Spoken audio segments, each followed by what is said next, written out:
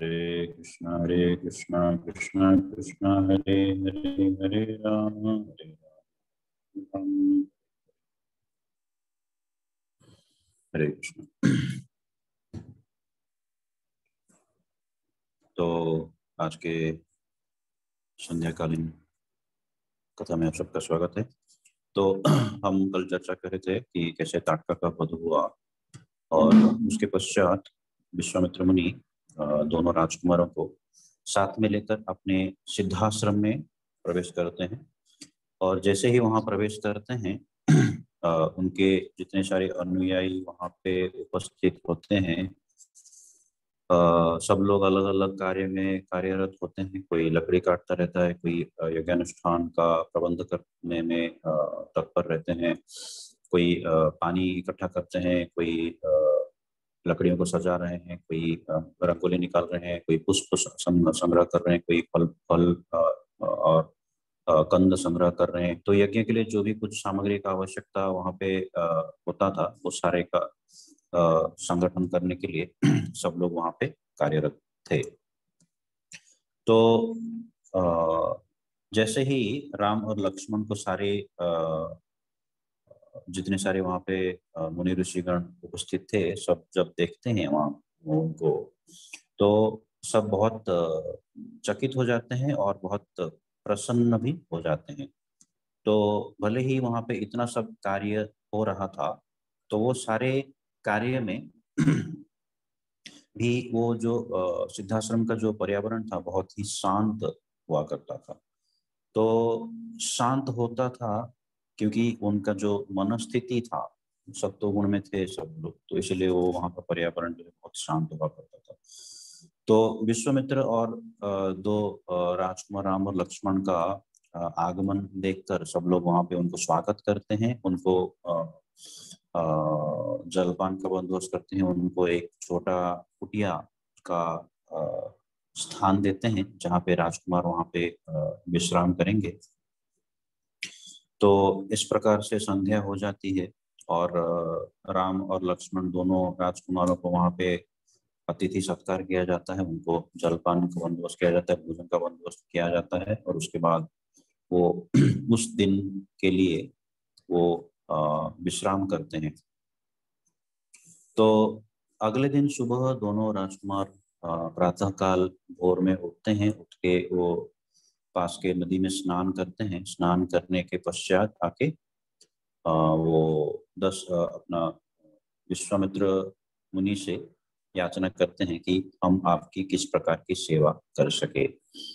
तो इसके उपरांत विश्वामित्र मुनि, क्योंकि वो यज्ञ का जो अनुष्ठान होने वाला था अगला दिन, तो उस दिन से वो मौन व्रत का पालन करते हैं। तो विश्वामित्र मुनि कुछ नहीं कहते हैं।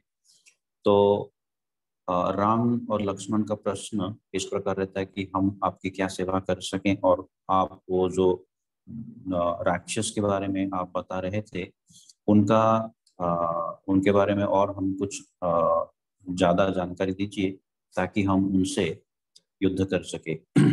तो अन्य ऋषिगण कहना आरंभ करते हैं कि वो जो दोनों राक्षस है, मारीच और सुबाहु, वो बहुत ही शक्तिशाली है, बहुत मायावी है। और वो जैसे ही यज्ञ का अंतिम क्षण आता है, जो पूर्णाहुति के समय के कुछ समय पूर्व, वो इस यज्ञानुष्ठान का आक्रमण करते हैं और यज्ञ को संपन्न होने नहीं देते हैं। तो अलग अलग प्रकार के पत्थर, ढेल, पेड़ पौधे, रक्त, मांस,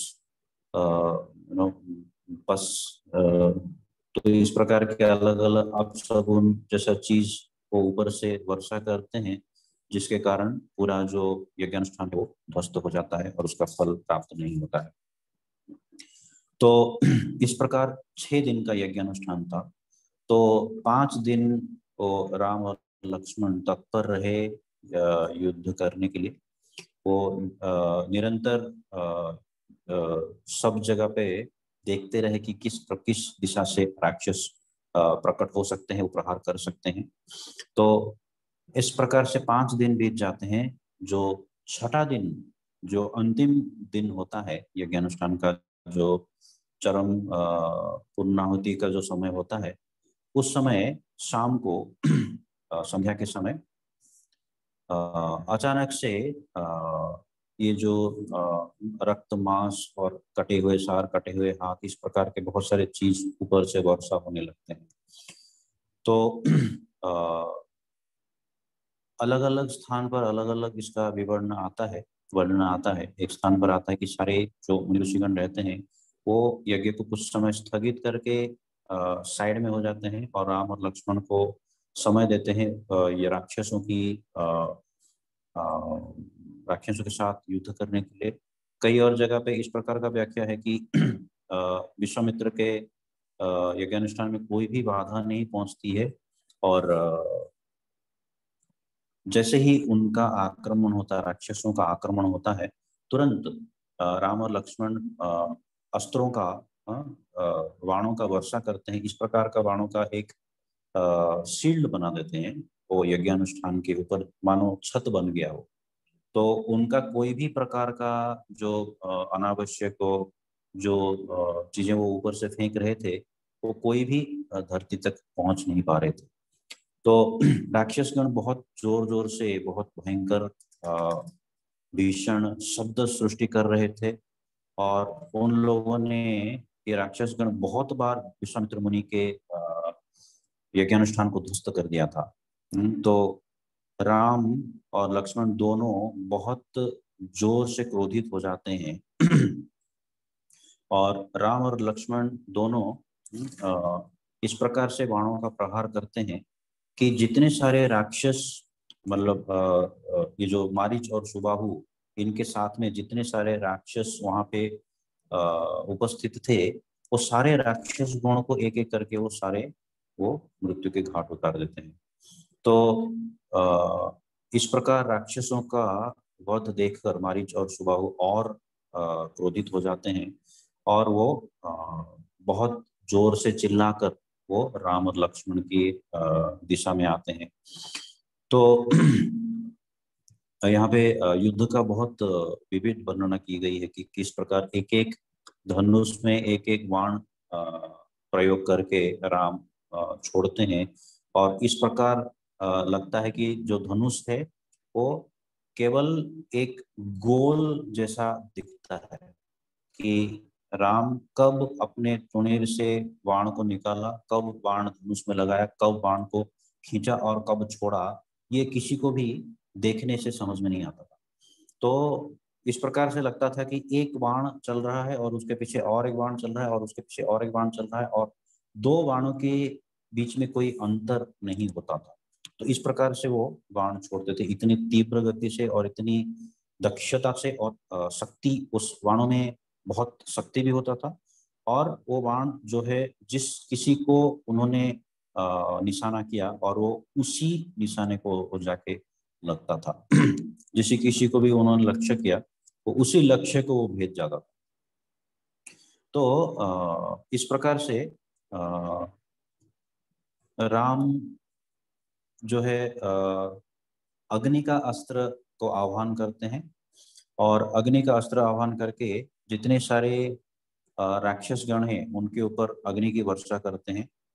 और वो जब देखते हैं कि मारीच आके बहुत जोर से आक्रमण कर रहा है, तो वो एक तीर लेते हैं और उसको मारीच के ऊपर छोड़ते हैं, और मारीच वो 800 मील दूर जाके समुद्र के पानी में गिरता है। और ठीक उसी समय मारीच जब इतना दूर गिर जाता है, तो सुबाहु तुरंत आता है और वहां पे अग्नि का बाण प्रयोग करते हैं, फिर जल का बाण प्रयोग करते हैं, और अंत में एक बाण प्रयोग करते हैं जिस बाण से सुबाहु का छाती में वो बाण प्रवेश करता है और छाती को विदीर्ण कर देता है, उसको चीर देता है। और वो वहां पे बहुत जोर से शब्द नाद करके, बहुत चीखता हुआ, जोर से चिल्लाता हुआ वहां पे गिर जाता हो, मानो कोई एक बहुत बड़ा पेड़ को उखाड़ दिया गया हो। तो उस प्रकार से धराशायी हो जाता है। और जैसे ही वो धरा पे गिरता है, धरती पे गिरता है, पूरा धरती हिलने लगता है और बहुत जोर से शब्द होता है। तो विश्वामित्र मुनि कुछ समय तक देखते हैं दोनों भाइयों को, दोनों सुंदर भाइयों को देखते हैं, और देखते ही वो उनके तरफ उनके आंखों से अश्रुधारा बहती है और बहुत प्रसन्न हो जाते हैं। और अगले दिन सुबह फिर से राम और लक्ष्मण, इनका अभी यज्ञ संपन्न हो गया, यज्ञ का पूर्णाहुति हो गया, यज्ञ का फल भी सबको मिल गया। यज्ञ का फल यही था कि सारे दुनिया के जो जितने सारे लोग हैं उनका भलाई के लिए ये यज्ञानुष्ठान संपन्न किया गया था। तो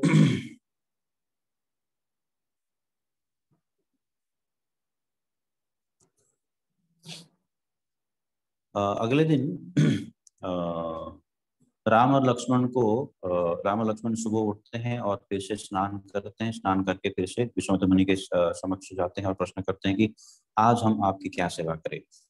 तो विश्वामित्र मुनि कहते हैं कि यहाँ से कुछ ही दूर जनक महाराज का एक प्रदेश है, मिथिला, मिथिला देश है, और वहाँ पे जनक महाराज ने एक बहुत बड़ा आयोजन किया है, और वहाँ पे एक बहुत बड़ा धनुष है जो कहा जाता है कि शिव जी का धनुष है। हमें उस धनुष को देखना है। हम्म, तो ऐसा वो कुछ नहीं कहते कि धनुष के बारे में कुछ ये है कि ऐसा कुछ कहानी नहीं कहते धनुष के बारे में। केवल वो कहते हैं कि ये धनुष, ये धनुष को केवल देखना है।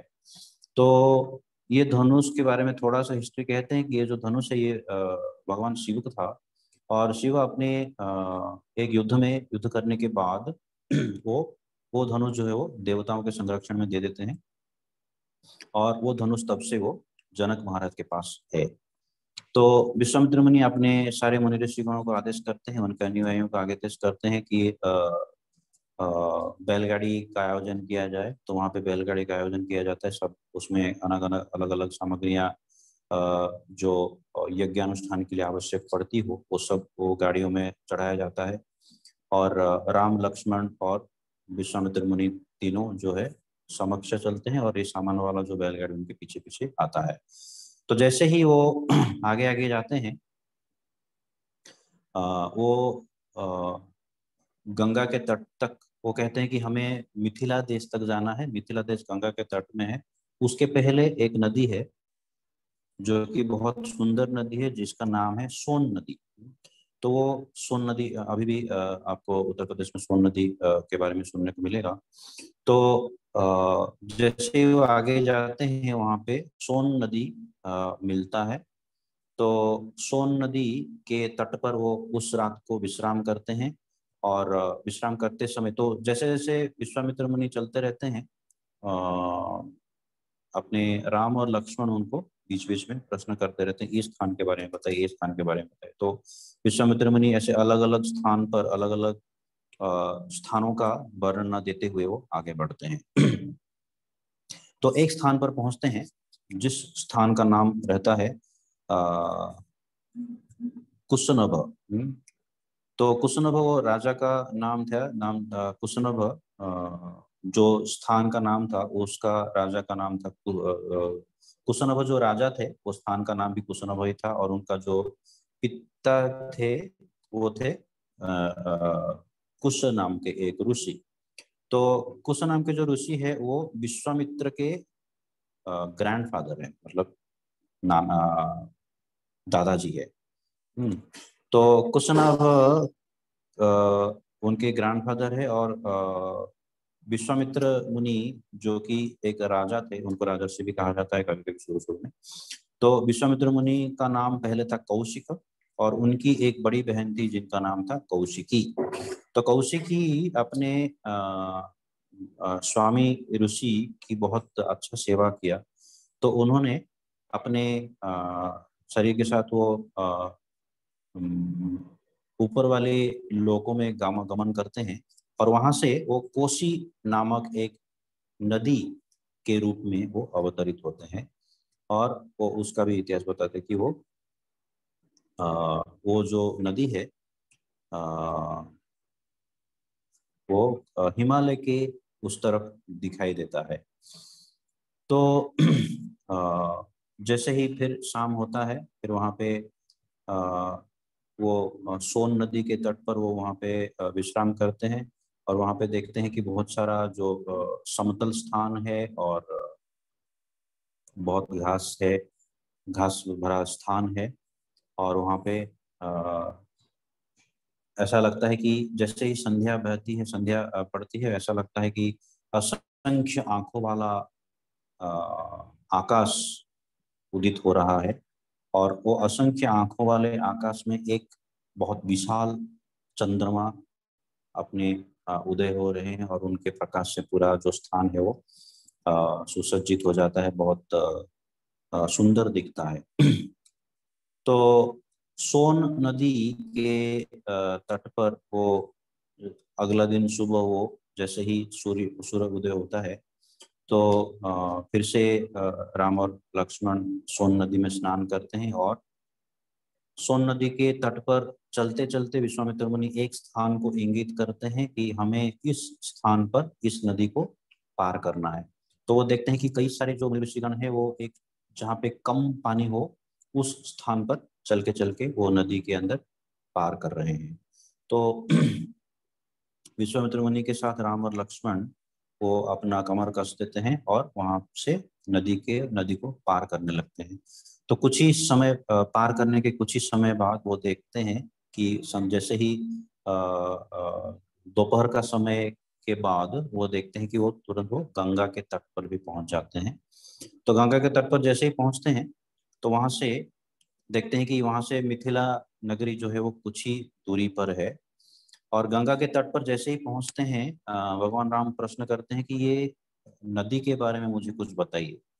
तो हम गंगा के आविर्भाव का चर्चा आज नहीं करेंगे, वो एक बहुत बड़ा कहानी, बहुत बड़ा उसके पीछे स्टोरी है। तो वो हम अगली बार कभी या बाद में कभी चर्चा करेंगे।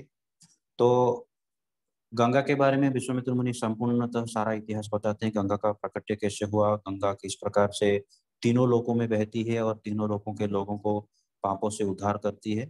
तो इस प्रकार से व्याख्या करते हुए विश्वामित्र मुनि और दोनों राजकुमार आगे बढ़ते हैं, और वो जो मिथिला नगरी में उनका प्रवेश होता है। तो जैसे ही मिथिला नगरी में प्रवेश होता है, वो जो जंगल है, जंगल समाप्त हो जाता है। और उसके बाद देखते हैं कि बहुत सारे खेती वहाँ पे दिखाई देता है। सब लोग अलग अलग चीज़ों का खेती वहाँ पे होता है। कई फूलों के बागीचे होते हैं, फलों के बगीचे होते हैं।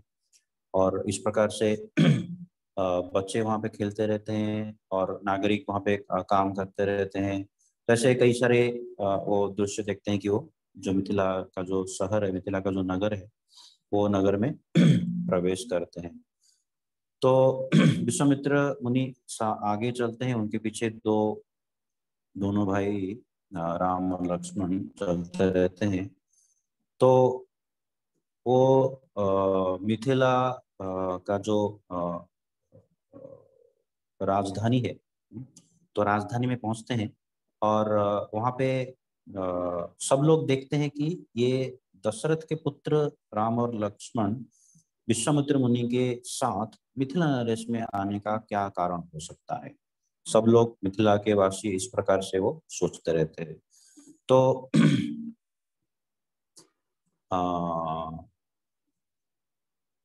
मिथिला में प्रवेश करते हैं, तो जनक महाराज को विश्वामित्र मुनि और दोनों राजकुमार का आगमन का समाचार मिलता है। मिथिला नरेश जनक महाराज स्वयं व्यक्तिगत रूप से वहां पे आते हैं। वो विश्वामित्र मुनि और दोनों राजकुमारों को आमंत्रण करते हैं अपने महल में। आमंत्रण करके उनको शुद्ध जल से उनका पाद प्रक्षालन करते हैं। उनको थकान से मिटाने के लिए उनको जलपान का बंदोबस्त करते हैं, और उनका रात्रि का भोजन का बंदोबस्त करते हैं। तो रात्रि का भोजन का बंदोबस्त के लिए वो उनको बहुत मोटे मोटे सिल्क के आसन में उनको बैठने के लिए दिया जाता है। और उसके और उनके सामने मार्बल और आइवरी, आइवरी मतलब जो हाथी के दांत होते हैं, हाथी के दांत से बना हुआ, नक्काशी किया हुआ, शिल्पकला किया हुआ दो टेबल रखते हैं, जिसके ऊपर उनको भोजन परोसा जाता है। तो जो थाली लेते हैं स्वर्ण और रौप्य का थाली रहता है। अलग अलग सुसज्जित कटोरे रहते हैं, स्वर्ण ग्लासेस रहते हैं उसमें। वहाँ पे तीनों को हर प्रकार का वर्णनीय व्यंजन उनको वहाँ पे परोसा जाता है। तो भोजन सब तीनों बहुत प्रसन्नता से भोजन करते हैं। और भोजन के पश्चात मिथिला नरेश जनक महाराज विश्वामित्र मुनि को प्रश्न करते हैं कि पहले तो उनको प्रशंसा करते हैं कि आपका आने से हमारा जो मेरा राज्य धन्य हो गया, मेरा आपका दर्शन लेके मैं धन्य हो गया। और क्योंकि आप निरंतर भगवान के चिंतन में निमग्न रहते हैं, तो मैं भी आपका दर्शन लेके मेरा भी अस्तित्व शुद्ध हो गया, इस प्रकार से वो कहते हैं। तो जैसे जैसे ही उनका भोजन हो जाता है, भोजन होने के पश्चात दशरथ सॉरी ये मिथिला नरेश जनक महाराज प्रश्न करने से पहले उनका एक मंत्री होते हैं जनक महाराज के, सॉरी हेड प्रीस्ट होते हैं, उनका एक पुरोहित होते हैं जिनका नाम है सत्यानंद। तो सत्यानंद विश्वामित्र मुनि के गुणगान करते हैं। तो विश्वामित्र मुनि किस प्रकार इस स्तर तक पहुंचे, ब्रह्मा जी का आशीर्वाद प्राप्त करके, वो उसके बारे में चर्चा करते हैं। तो ये भी एक बहुत बड़ा हिस्ट्री, इसको भी हम कभी अन्य समय पर चर्चा करेंगे। तो विश्वामित्र मुनि को प्रश्न करते हैं जनक महाराज की आप आए, हम धन्य हुए, आपका आगमन का कारण हम जानना चाहेंगे, और आपका आगमन का कारण से पूर्व हम जानना चाहेंगे कि ये दो राजकुमार जैसे दिखते हुए व्यक्ति कौन है, इनका परिचय हमें दीजिए। तो वो कहते हैं कि ये दशरथ के कुमार हैं, ज्येष्ठ पुत्र राम और उनके अनुज लक्ष्मण हैं।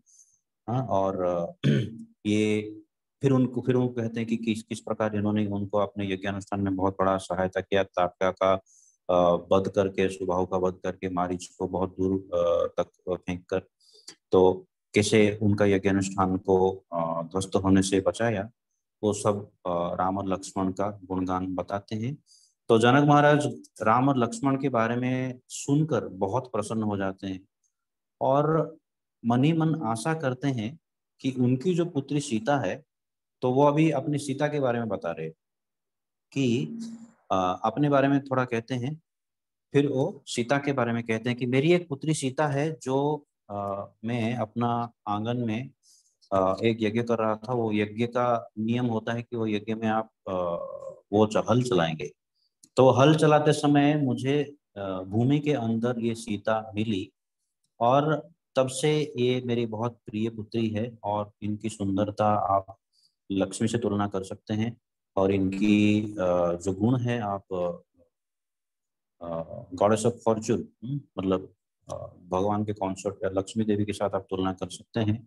इनकी सुंदरता और इनके गुण बहुत प्रशंसनीय है। तो और मैं इनके लिए एक योग्य वर ढूंढ रहा हूँ, योग्य वर ढूंढ रहा हूँ।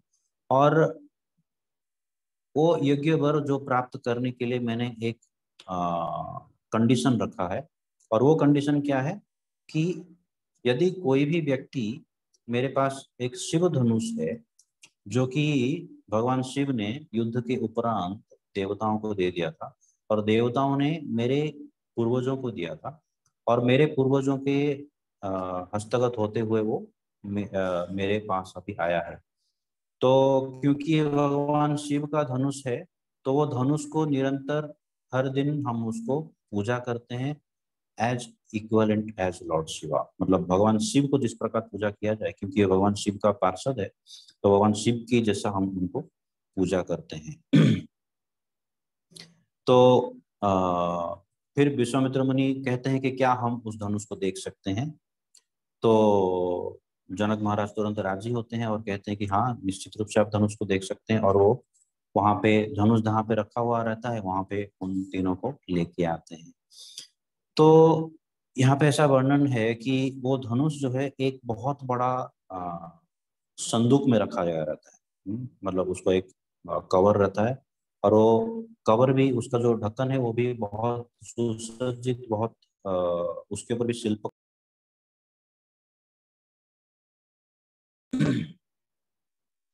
उसके ऊपर बहुत शिल्प कला की हुई रहती है। और धनुष का वर्णना दिया गया है कि धनुष जो जैसे उनको उठाया जाता है, वो धनुष जो है वो प्योर आइवरी से बनाया हुआ रहता है, और बहुत विशाल आइवरी, या उसको कहा जाएगा हॉर्न। हॉर्न मतलब सींग, मतलब प्योर सींग से बनाया हुआ रहता है। और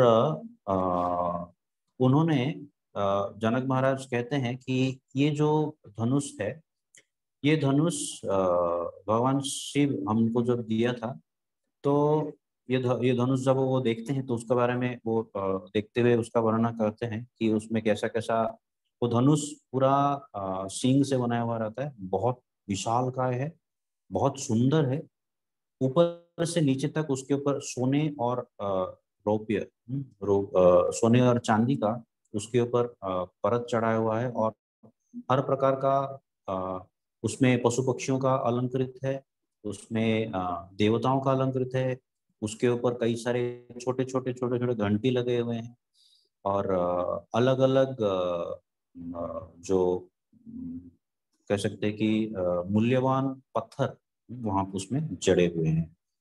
तो जनक महाराज उसके इतिहास के बारे में कहते हैं कि मैंने मेरी कन्या को योग्य वर ढूंढने के लिए एक शर्त रखा है, एक ये रखा है, कंडीशन रखा है कि जो कोई व्यक्ति इस धनुष को उठा पाएगा, उठा के उसको प्रत्यंचा बांध पाएगा, तो उसी को केवल मैं अपना पुत्री का कन्यादान करूंगा। तो इस प्रकार से शर्त रखते हैं। तो ये शर्त को सुनकर बहुत सारे आसपास के जितने सारे राजा रहते हैं, सब राजा आते हैं, धनुष को देखते हैं, सीता को देखते हैं, और सब लोग देखते हैं हाँ मैं उस धनुष को उठा लूंगा। सो ऐसा सोचते हुए बहुत लोग आते हैं, वो धनुष को देखते हैं, धनुष को उठाना तो बहुत दूर की बात है, धनुष को वो थोड़ा हिला भी नहीं सकते कोई भी। तो ऐसे होके सारे जितने सारे राजा वो आसपास में रहते हैं, सारे राजा ऐसा सोचते हैं कि जनक महाराज एक आ, कहते हैं ना, इम्पॉसिबल टास्क रखा है, एक असंभव शर्त रखा है, जो कि कभी संभव नहीं है किसी भी मनुष्य के द्वारा ये संपन्न करना। जनक महाराज को नारद मुनि ने कहा था कि ये जो सीता है, ये सीता लक्ष्मी स्वयं है, और ये भगवान विष्णु की अर्धांगिनी है। तो जिस दिन आपको विष्णु मिलेंगे, विष्णु ही इनका स्वामी बनेंगे। तो आप उस दिन का प्रतीक्षा करना। और तो उसी दिन की प्रतीक्षा में मैंने ये शर्त को रखा है कि केवल विष्णु ही शिव धनुष को उठा के उसको प्रत्यंचा बांध सकते हैं। तो ये सारे जितने राजा थे, उन सब राजाओं ने जनक महाराज के ऊपर आक्रमण करते थे, ये कहकर कि आपने जो शर्त रखा है वो एक असंभव शर्त है, और आप अपना पुत्री को किसी के साथ विवाह होना नहीं चाहते, तो ये भूल है, ऐसा करके बहुत सारे राजा उनके ऊपर एकत्र होकर आक्रमण करते थे। और ये युद्ध, मतलब राजा आक्रमण करते थे, जनक महाराज युद्ध करते थे, उनको परास्त करते थे। इस प्रकार का जो युद्ध है कम से कम 1 वर्ष चला। तो ये व्याख्या करते हैं मिथिला नरेश जनक महाराज। तो जैसे ही वो देखते हैं कि इस प्रकार का जो धनुष है, वो धनुष वहाँ पे विशाल काय रूप में रखा हुआ है। और तो अभी जनक महाराज कहते हैं कि मैं तो जनक महाराज मन ही मन आशा कर रहे हैं कि ये राम इतने सुंदर है, इतने बलशाली है। और उन्होंने उनका बल का प्रत्यक्ष प्रमाण देखा, विश्वामित्र मुनि के मुख से उन्होंने सुना कि इन्होंने इतने सारे बड़े विशालकाय राक्षसों को मार गिराया है। तो यदि ये धनुष उठा पाए तो बहुत अच्छा होगा। तो वो मनी मन सोच रहे थे कि मेरी पुत्री सीता को मैं राम को ही दे दूं, किंतु मनी मन प्रार्थना कर रहे थे कि हे भगवान, ये राम ही इस धनुष को उठा ले और मैं इनको ही मेरी पुत्री।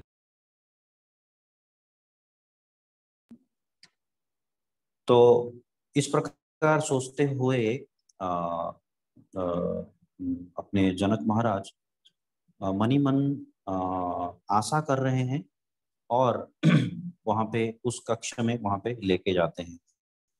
तो वो कहते हुए ये भी कहते हैं कि ये जो धनुष है, इस धनुष को एक स्थान से दूसरे स्थान में लेने के लिए कम से कम 300 मल्ल लगते हैं। 300 बलशाली मल्ल लगते हैं। 300 मल्ल इसको एक स्थान से दूसरे स्थान में उसको स्थानांतरित करने के लिए लगते हैं। तो अभी 300 मल मतलब 300 नो मल्ल लगते हैं उनको उठाने के लिए।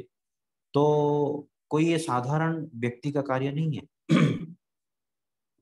तो तुरंत वहां पे लेके जाते हैं और राम जाते हैं उस संदूक के पास। संदूक का ढक्कन खोला जाता है तो हर प्रकार का वर्णना जो अभी हमने चर्चा किया उस प्रकार का वर्णना का वहां पे सुसज्जित वो धनुष वहां पे रहता है।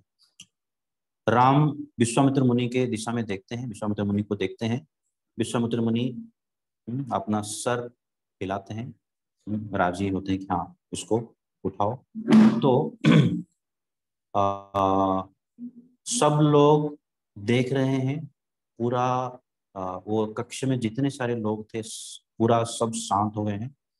राम धनुष के ऊपर अपना हाथ रखते हैं, धनुष का जो बीच वाला भाग रहता है उसको हाथ रखते हैं, उसको पकड़ते हैं और पूरा कक्ष में full silence, pin drop silence छा जाता है। कोई कुछ नहीं बोलता है, कोई कुछ नहीं सुनता है।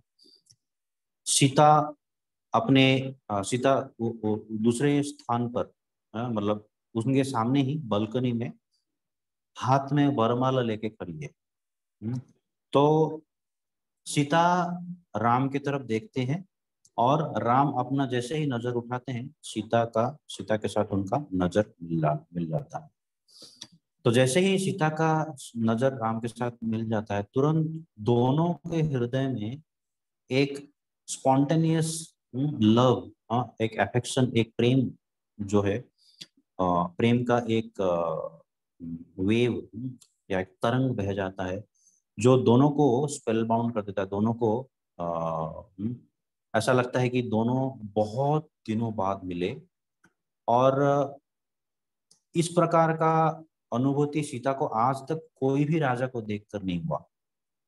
सीता जब भी किसी राजा को देखते थे उनको लगता था कि ये बहुत गर्वी राजा है, ये बहुत घमंडी राजा है, इनके पास कोई अच्छे गुण नहीं है। तो जैसे ही वो राम को देखते हैं, राम का नम्र भाव, तो अभी तक राम ने एक भी शब्द नहीं कहा है। केवल राम के बारे में वो सुनती आ रही है, विश्वामित्र मुनि के मुख से सुनी है। और दशरथ महाराज ऐसा कहते थे करके विश्वामित्र मुनि के मुख से सुना है। तो केवल उन्होंने सुना है। तो राम अभी धनुष के ऊपर उन्होंने हाथ रखा, तुरंत वहां पे आकाश में बहुत सारे देवी देवताओं का समागम हो जाता है। सब लोग वहां पे आके देखते हैं और सब लोग जोर जोर से बोलने लगते हैं कि जय जय जय करके सब लोग जोर जोर से बोलने लगते हैं। तो तत्क्षणात राम धनुष को तुरंत उठा देते हैं, अपने सर के ऊपर उठा लेते हैं। उठा के थोड़ा ऐसे ऐसे हिलाते हैं, देखते हैं, देखने के लिए, जानने के लिए कि धनुष का वजन कितना है, धनुष कितना भारी है देखने के लिए। और तुरंत धनुष को नीचे खड़ा कर देते हैं। अपने अंगूठे से, पैर के अंगूठे से एक साइड में धनुष को दबाते हैं और दूसरे साइड से धनुष को खींचते हैं। प्रत्यंचा तुरंत बांध देते हैं, बांध के धनुष को खींचने लगते हैं। इतना जोर से खींचते हैं कि धनुष का आकार पूरा एक गोल जैसा हो जाता है और उसके बाद तुरंत वो टूट जाता है। तो जैसे ही धनुष टूट जाता है, ऐसा कहा जाता है कि मानो भूकंप आ गया हो, इस प्रकार का शब्द होता है। और वहां पे जितने सारे लोग रहते हैं, वहां पे केवल कहा जाता है कि विश्वामित्र मुनि, राम, लक्ष्मण, अ, अपने सीता और जनक महाराज को छोड़कर बाकी सब बेहोश होकर गिर जाते हैं उस ध्वनि की टंका से, ध्वनि की आवाज, शब्द से। इतना जोर से ध्वनि गूंजता है, तो वो ध्वनि से सब लोग मूर्छित हो जाते हैं, कुछ लोग मूर्छित हो जाते हैं। और ऊपर से जो आकाश मार्ग में देखते देखते हुए जो देवता गण हैं, वो भी कुछ हद तक उनको कुछ सुनाई नहीं देता है बहुत समय तक, क्योंकि वो धनुष टूटने का जो शब्द होता है, वो शब्द की ये से किसी को सुनाई नहीं देता है। फिर सबको समझ में आता है कि धनुष टूट गया है। फिर सब लोग चेतना में आते हैं और आकाश से पुष्प वृष्टि होता है। तो बालकनी से सीता वरमाला लेकर नीचे आते हैं, राम के पास आते हैं। तो अलग अलग स्थान पे इसका भी विवरण अलग अलग है। तो एक विवरण अभी यहाँ पे जो वाल्मीकि रामायण में दिया गया है कि सीता आते हैं, जनक महाराज उनको कहते हैं कि आप राम के ऊपर वरमाला डालिए। तो सीता जाते हैं, वरमाला डालते हैं, और तुरंत वो फिर से वापस आ जाते हैं। तो अभी इस बीच में कई सारा राम और सीता के बीच में आदान प्रदान होता है। सीता राम को देखते हैं, राम भी सीता को देखते हैं। दोनों के हृदय के अंदर एक दूसरे के प्रति प्रेम जागृत हो जाता है, जो दोनों ने आज तक उनके जीवन में अभी तक उसका अनुभूति नहीं किया था। तो जैसे ही वो वरमाला राम के गले में डाल देती है, वो तुरंत वो जनक महाराज के पास आ जाते हैं। ऐसा लगता है कि खुशी से उनका हृदय टूट जाएगा, या खुशी से उनका हृदय फूट जाएगा। तो इस प्रकार की अनुभूति उनको होती है। तो जनक महाराज तुरंत विवाह का घोषणा करते हैं। तो विश्वामित्र मुनि प्रस्ताव करते हैं कि देखिए जनक महाराज, राम का जो छोटा भाई है, सीता का छोटा बहन उर्मिला के साथ उनका विवाह होना होना हो तो बहुत अच्छा होगा। और कहते हैं कि आपका जो कुशध्वज करके आपके जो भाई हैं, उनकी दो पुत्रियां हैं, वो पुत्रियां से भरत और शत्रुघ्न का विवाह होना आवश्यक है। तो विवाह हो तो बहुत अच्छा होगा। इस प्रकार से वो प्रस्ताव रखते हैं। तो तुरंत ये अपने जनक महाराज अपने मंत्रीगण, अपने जो दूत होते हैं, उनको दशरथ महाराज के पास अयोध्या में तुरंत भेज देते हैं। तो बहुत तेजी से वो सब लोग दशरथ महाराज के समक्ष आके उपस्थित होते हैं। फिर दशरथ महाराज को राम का जो गुणगान है उसको बताते हैं, विश्वामित्र मुनि के बारे में कहते हैं, और अंत में कहते हैं कि कैसे राम आए, उन्होंने शिवधनु को उठाया और शिवधनु को उन्होंने प्रत्यंचा बांध के वो शिवधनु को जब खींचा तो धनुष टूट गया। तो इससे खुश होकर मिथिला नरेश जनक महाराज ने अपनी पुत्री का हाथ राम के हाथ में देने का निर्णय लिया है। और विवाह कार्य सब वहां पे संपन्न होने के लिए सब लोग आपका प्रतीक्षा कर रहे हैं। तो ये समाचार सुन के बहुत प्रसन्न हो जाता है दशरथ महाराज। मिथिला नरेश उनके बहुत पुराने मित्र होते हैं। तो वो मित्र से मिलने के लिए वो तुरंत वो निकल जाते हैं अपने सारे पुत्रों के साथ। तो वहां पे जैसे ही पहुंचते हैं, विवाह का आयोजन होता है वहां पे। तो विश्वामित्र मुनि कहते हैं कि चारों विवाह वहां पे विवाह का आयोजन बहुत जोर से होता है। और तो विवाह में चारों भाइयों का, इनके चारों बहनों से इनका विवाह होता है। तो जैसे ही विवाह होता है, विवाह के बारे में थोड़ा यहाँ पे वर्णन आता है कि विवाह में हर प्रकार का मतलब अलग अलग जैसे गेस्ट हाउस बनाना पड़ता है, तो ऐसे अलग अलग स्थान पर ऐसे गेस्ट हाउस बनाया दिया जाता है। बहुत बड़े बड़े महल बना दिया जाता है, बहुत बड़े बड़े टेंट्स बनाए दिए जाते हैं, और उसके अंदर इस प्रकार की सुविधा रहती है कि मानो आपको जो सुविधा की आवश्यकता वो हर प्रकार की सुविधा उस टेंट्स में, उस महलों में होती है, गेस्ट हाउस में वगैरह होती है। तो जनक महाराज बहुत प्रसन्न हो जाते हैं। अपने पुत्री सीता को इस प्रकार का वर प्राप्त हुआ, राम जैसा वर प्राप्त हुआ शक्तिशाली। तो विवाह के स्थान पर वो जैसे वशिष्ठ मुनि भी आते हैं वहाँ पे विवाह का संपन्न करने के लिए। तो विवाह का जो मेन पुरोहित तो वशिष्ठ मुनि होते हैं। वशिष्ठ मुनि विवाह का सारा जो कार्यक्रम होता है उसका देखरेख करते हैं। वशिष्ठ मुनि सारे स्वयं भी विवाह को संपन्न करने में सारे मंत्रोच्चारण का भार लेते हैं।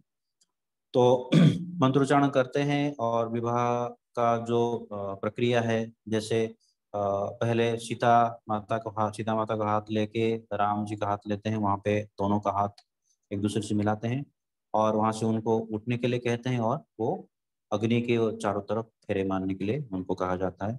तो अग्नि के चारों तरफ फेरे मारते हैं। तो इस प्रकार से चारों भाइयों का अग्नि के चारों तरफ विवाह का फेरे होते हैं।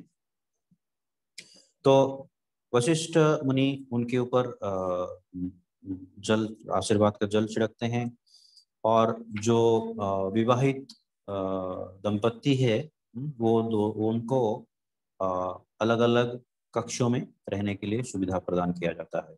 तो राम सीता से विवाह होता है, लक्ष्मण उर्मिला से विवाह होता है, भरत का मांडवी से विवाह होता है और शत्रुघ्न का श्रुतकीर्ति से विवाह होता है। तो हर प्रकार के वाद्य यंत्र वहाँ पे बजाए जाते हैं। आनंद का परिवेश छा जाता है। स्वर्ग से देखते हैं वो पुष्प वृष्टि होती है, दिव्य पुष्पों की वृष्टि होती है। और इस प्रकार से इस पुष्प वृष्टि के साथ विवाह संपन्न होता है। और कुछ समय मिथिला देश में बिताने के बाद दशरथ महाराज और जनक महाराज वहां से प्रस्थान करने का अनुमति लेते हैं। विश्वामित्र मुनि उनका कार्य यही था। तो दशरथ महाराज को जब ये समाचार मिलता है कि जब जनक महाराज का दूत दशरथ महाराज के पास में जाते हैं, तो उस समय वो सोचते हैं कि विश्वामित्र मुनि क्यों आए थे। तो ये विधि का ही विधान था कि विश्वामित्र मुनि आए और मेरे पुत्रों को ले जाए, तभी जाके ये राम का सीता के साथ विवाह संपन्न होना संभव हो सकता था। तो बहुत प्रसन्न हो जाते हैं दशरथ महाराज भी।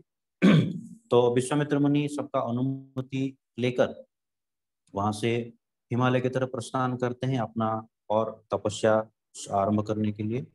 और वहां से दशरथ महाराज और उनके 4 पुत्र अपने विवाहित पत्नियों के साथ आते हैं।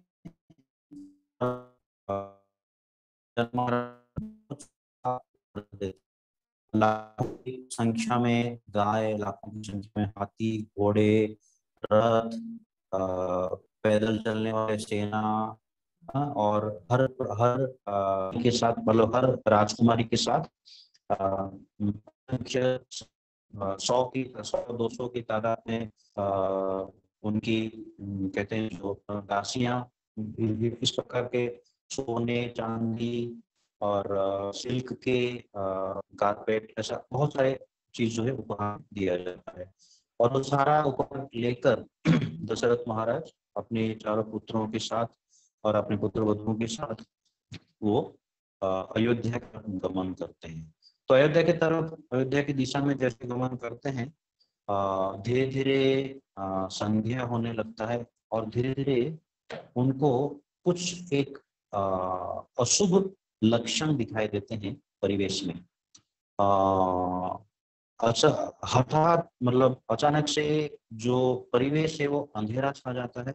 सारे वन के पशु पक्षी इधर उधर भागने लगते हैं, सारे पंछियां बहुत जोर से चिल्ला चिल्ला के भागने लगते हैं और ऐसा लगता है कि कुछ भयभीत चीज सामने आने वाली है। तो किंतु वशिष्ठ मुनि देखते हैं कि उनके समक्ष कुछ हिरण बाएं दिशा से दाहिनी दिशा में जाते हैं। तो बाएं दिशा से दाहिनी दिशा में जब जाते हैं तो वो सोचते हैं कि ये अशुभ निश्चित रूप से है, किंतु ये अशुभ जो चीज है ये तुरंत समाप्त भी हो जाएगा। तो ये एक इंडिकेशन है प्रकृति का। तो वो देखते हैं, चलते जाते हैं। तो अचानक से तत्क्षणात उनके सामने एक विशाल काय व्यक्ति आके खड़े हो जाते हैं, जिनके जो कि बहुत बड़े मुर्ग का छाल पहने हुए हैं। उनके हाथ में एक लोहा का धनुष होता है और उनके दूसरे हाथ में एक कुल्हाड़ होता है। और देखते ही विश्व में अपने वशिष्ठ मुनि पहचान जाते हैं ये तो परशुराम है। और दशरथ महाराज भी पहचान जाते हैं ये परशुराम है, क्योंकि परशुराम से बचने के लिए दशरथ महाराज ने 350 शादियां की थी, 350 विवाह किए थे। तो जैसे ही वो अपने परशुराम को देखते हैं वो बहुत भयभीत हो जाते हैं, क्योंकि उन दशरथ महाराज ने उनसे अपना प्राण बचाने के लिए किधर किधर मतलब अलग अलग स्थान पर भागने लगते थे। तो हरे कृष्ण। तो ऐसा देखकर वो दशरथ महाराज बहुत भयभीत हो जाते हैं और तुरंत जाके परशुराम के चरण स्पर्श करते हैं और उनसे क्षमा याचना करते हैं कि तो दशरथ महाराज को अपने परशुराम बिल्कुल नहीं देखते, दृष्टिपात भी नहीं करते हैं। तो तुरंत वो केवल राम के दिशा में देखते हैं और कहते हैं कि मैंने 21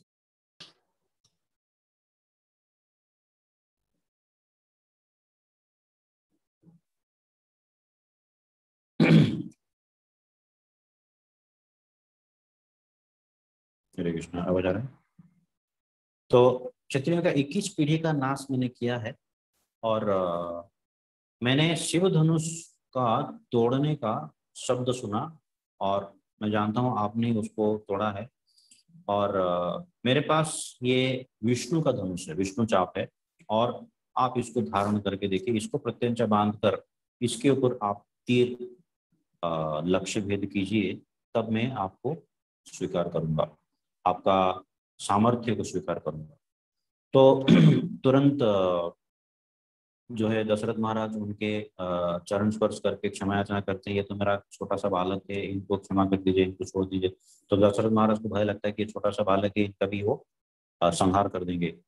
किंतु राम जो है वो कहते हैं कि ठीक है। तो वो धनुष अपने हाथ में ले लेते हैं और उसको तुरंत प्रत्यंचा बांध देते हैं और उसको अपने सर के ऊपर उठाते हैं और परशुराम का दिया हुआ बाण उसके ऊपर रखते हैं और धनुष को पूरा बहुत जोर से खींचते हैं, इतना जोर से खींचते हैं कि धनुष पूरा गोल हो जाता है। तो अभी प्रश्न करते हैं कि है परशुराम, अभी मैं जो ये बाण खींचा है ये खाली नहीं जाएगा। अभी ये किसके ऊपर मैं लक्ष्य भेद करूं, आप वो मुझे बताइए, क्योंकि ये मैंने अभी खींच दिया है, अभी मैं इसको छोड़ना पड़ेगा कोई लक्ष्य के ऊपर। तो तुरंत परशुराम भगवान राम के चरण स्पर्श करते हैं और नतमस्तक हो जाते हैं, अपने घुटने पर आ जाते हैं और कहते हैं कि मैं आपका अस्तित्व समझ गया, आप कौन है मैं संपूर्णतः जान गया, आप स्वयं पूर्ण पुरुषोत्तम भगवान विष्णु हैं और ये विष्णु का धनुष विष्णु छोड़कर दूसरा कोई व्यक्ति उसको उठा नहीं सकता है। और वो वर मांगते हैं भगवान विष्णु से, राम से, कि ये जो मेरे अंदर जितने सारे भौतिक इच्छाएं हैं ये तीर आप उनके ऊपर चला के उनका नाश कर दीजिए, मेरे भौतिक इच्छाओं को नाश करके मेरे भौतिक जो भी दूषित चीजें मेरे हृदय के अंदर है उनका नाश कर दीजिए और मेरे अंदर जितना भौतिक भोग विलास करने का जो भी इच्छा है उनको नाश कर दीजिए। तो इस प्रकार से वो कहते हैं। तो राम धनुष का बाण छोड़ते हैं, धनुष का बाण आगे जाता है, बाण और परशुराम दोनों अदृश्य हो जाते हैं। तो परशुराम अपने स्थान पर चले जाते हैं और उसके आगे वो धीरे धीरे वहां पे जाके वो आगे जाते हैं। तो तुरंत वहां पे